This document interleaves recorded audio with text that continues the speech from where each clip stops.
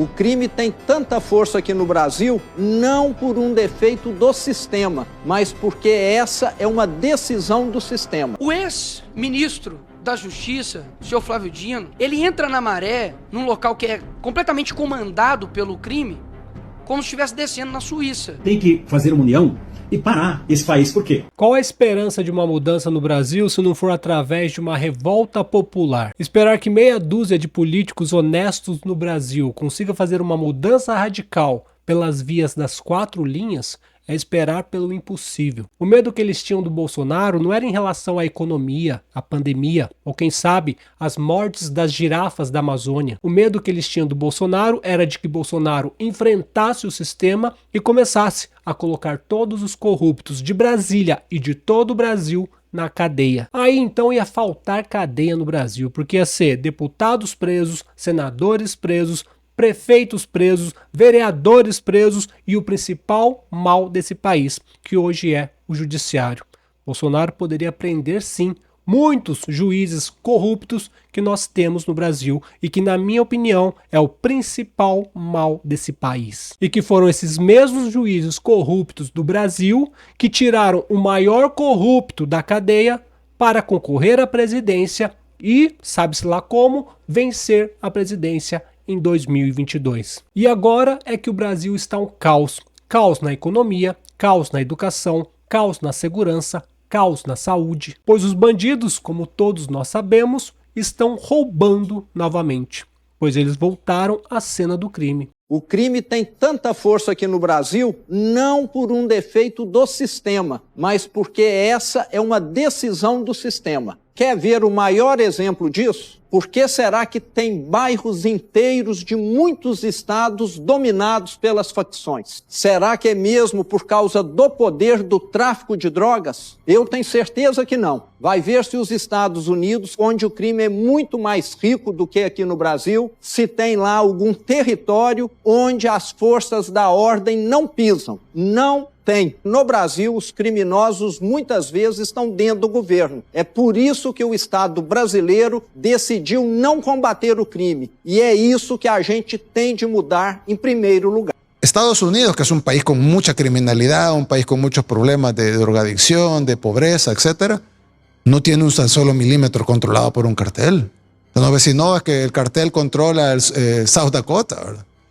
O sea, no hay nada de eso. Y aquí en Latinoamérica controlan sectores grandes de México, controlan sectores grandes de Colombia, controlan sectores grandes de Brasil.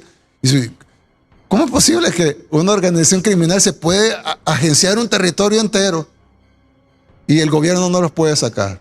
Porque están en el gobierno. Por eso. Como pode o crime organizado no Brasil dominar territórios se não for com a anuência do governo e de juízes? Ou seja, como o Bukele disse, são todos a mesma coisa. Juíza solta motorista flagrado transportando 50 milhões em cocaína. Eram 800 quilos de cocaína que um motorista que recebeu 15 mil reais para levar do Paraná para Diadema, a juíza, ao bel prazer, soltou esse bandido com 800 quilos de cocaína. Polícia Federal indicia primo de Davi Alcolumbre por tráfico e organização criminosa. Solto pelo STF, André do Rap completa 4 anos entre os mais procurados do país. E sabe quem pode ser preso? Eu, por estar lendo essas notícias para vocês. Então é melhor deixar o Nicolas falar. Pelo menos ele tem foro privilegiado. Embora nós já sabemos que foro privilegiado no Brasil já não serve mais para muita coisa. Nada, infelizmente, que propuserem vai dar certo. E eu não digo isso que o problema não é de forma. O problema é de conteúdo. Eu preciso lembrar quem está no poder desse país. É um cara que recebeu um narcotraficante, narcoterrorista, de tapete vermelho, que é procurado pelo DEA dos Estados Unidos, com uma recompensa de 25 milhões de dólares. O nome desse senhor chama-se Nicolás Maduro. Quem está na presidência, ou o partido que está na presidência, quando foi um grampo que conseguiu ver ali a conversa do Elias do PCC, falou que o PT tinha diálogo cabuloso com nós. O atual governo, que é o seu chefe, seu ministro, acabou de dar asilo à ex-primeira-dama do Peru, foi condenada por 15 anos de corrupção passiva e lavagem de dinheiro. O ex-ministro da Justiça, o senhor Flávio Dino, ele entra na Maré, num local que é completamente comandado pelo crime, como se estivesse descendo na Suíça, sendo que ele deveria ser o cara mais odiado pelo crime organizado. E hoje, nós temos na cadeira de ministro da Justiça, que, na época do STF, soltou Luiz Fabiano Ribeiro Brito, que era aí acusado de ser tesoureiro do PCC, que até pouco tempo estava em um evento com o Stedley, um evento do MST, que instituiu, inclusive, a audiência de custódia, que a partir dessa implementação, 566 mil pessoas foram soltas. Isso representa 40%. Então, eu preciso lembrar que aos senhores, de que o problema da segurança do Brasil não é um problema, é um plano. Tudo o que ele disse ali, todos os brasileiros estão cansados de saber. A gente sabe que no Brasil ninguém quer acabar com a criminalidade. A criminalidade é o que mais assola o brasileiro, pois mesmo que você esteja com dificuldades financeiras, dá para sair, batalhar e conseguir o pão de cada dia. O problema é sair para trabalhar e não saber se volta. Assim como o Zema, como o Bukele, o Nicolas deixa bem claro que o problema da violência é o fato de não querer acabar com a violência. E por que um Estado teria o interesse em não acabar com a violência? Porque, como diz o Bukele, o Brasil é um narco-estado.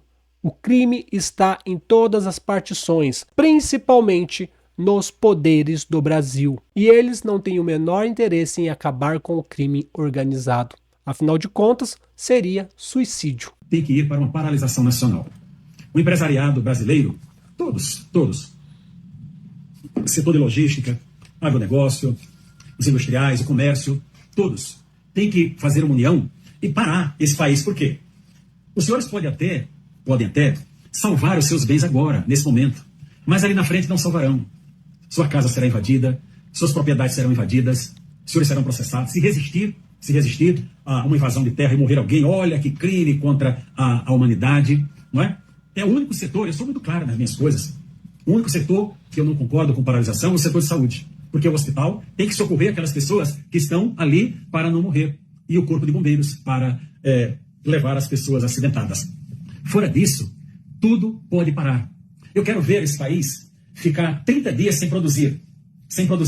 30 dias sem ter fonte para incidir impostos. Para arrecadar os impostos para essas festas que nós estamos acostumados a ver. Para financiar, mandar 1 bilhão para um lugar, outro bilhão para outro.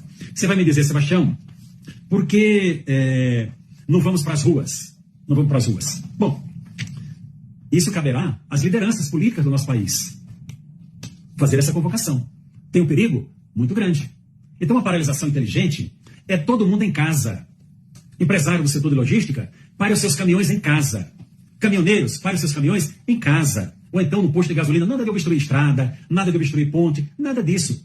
Em casa. Na Covid nós não ficamos presos em casa? Não foi? Não fomos obrigados? Prefeitos que prenderam moças que foram sentar na praças, uma senhora e sua filha que foi tomar banho na praia, lá no Rio de Janeiro, não foram presas? Não é? Porque tinham que ficar em casa? Então, brasileiros, vamos ficar 30 dias em casa. Vamos parar para ver se o Congresso Nacional acorda. Dr. Sebastião Coelho está certíssimo. A única solução é parar esse país. Caso contrário, não vai mudar nada. E parece que lá no Rio Grande do Sul já começaram algumas movimentações, algumas paralisações, como mostra esse vídeo aqui. E eu vou comentar rapidinho qual que é a intenção desse governo em relação ao nosso agronegócio. Salve, rapaziada. E aí, boa tarde. Tamo aí. Olha quem tá aqui do meu lado aqui, ó. Patrola. Rapaziada, deixa eu falar uma coisa pra vocês. Tá ligado aqueles vídeos que tá correndo aí na internet aí, sobre aqueles trator na pista ali no Rio Grande do Sul, os caminhões ali, os caras avisando que vai parar a pista? Ah, vocês lembram? Vocês estão me perguntando isso aí direto. Lembrando que hoje é dia 23, patrão? 23. Hoje é dia 23 de maio de 2025. Então, vocês lembram que vocês estavam me perguntando, né? O patrão sabe o que é. E ele vai falar pra vocês aqui. Vocês não vão acreditar. Vocês não vão acreditar o que é que os fazendeiros estão fazendo lá. Fala aí, patrão. Todo mundo sabe que no ano passado o Rio Grande do Sul sofreu com chuvas, né? Enchente e tudo mais. No ano passado, eles não conseguiram pagar lá os financiamentos do Plano Safra. Ou seja, ficaram com a dívida do ano passado, 23, 24. Refinanciaram tudo para plantar 24 e 25. E aí veio seca. E os caras não conseguem cumprir com os pagamentos. E estão pedindo a seguritização, que é acionar o seguro Safra. Mas o governo não aciona. E aí, com 2 anos de dívida, Os bancos, porque o governo não dá o dinheiro direto para o plantador, para o produtor rural, ele passa para uma instituição bancária, e essa instituição bancária é quem empresta para o pessoal. Então, é a instituição bancária que quer tomar as terras dos rio-grandenses, dos agricultores do Rio Grande do Sul. Por isso o protesto, por isso eles estão lá na beira da pista, embaixo de lona com família, criança e tudo mais. É um absurdo o que está acontecendo no Rio Grande do Sul. Eles não estão conseguindo pagar o financiamento do Banco Safra justamente por causa das enchentes e por causa da seca. Então eles estão tentando acionar o seguro. E o governo também não está autorizando, os bancos não estão autorizando. Com isso, eles não conseguem pagar a dívida. E daí vem o governo comunista e faz o quê? Tira a terra dessas pessoas. Olha que absurdo, vê se isso não é um plano comunista. Lembra quando o Sebastião Coelho comentou no vídeo anterior, falando que vai esperar o quê? Eles tomarem a sua casa, as suas terras, para depois você querer agir? É exatamente isso que o governo está fazendo no Rio Grande do Sul. Primeiro, na cabeça do governo, deixa esse povo se lascar, eles não vão conseguir pagar as suas dívidas. A mesma coisa aconteceu com as queimadas. Colocavam fogo propositalmente nas fazendas, depois culpavam os fazendeiros e o governo vinha e falava o seguinte, ó, você não teve responsabilidade com a sua fazenda, nós iremos tomar. Exatamente isso que está acontecendo também no Rio Grande do Sul. Plano comunista desse governo maldito. Você vai esperar acontecer isso na sua casa também? Então eles estão fazendo essa paralisação. Eu gostaria muito que o Brasil inteiro aderisse a essa paralisação. Justamente porque hoje é com os fazendeiros. Amanhã poderá ser com todos nós. Poderá ser com o seu carro, que se você atrasa uma parcela do IPVA, a polícia para, já leva para o pátio e daí você está ferrado. Com a sua casa, com tudo que você tem. Então, vocês vão esperar o quê? O povo brasileiro vai esperar o quê? Como diz o desembargador Sebastião Coelho. Vamos esperar acontecer o mal pior para depois agir? O triste é que eu não vejo grandes influenciadores cobrando deputados, senadores, líderes da direita para fazer uma paralisação nesse país. Pelo que eu vejo, eles querem que o Brasil se lasque até 2026 para tentar tirar o Lula no voto, nas urnas. Mas nós já sabemos como funciona a votação, as eleições aqui no Brasil.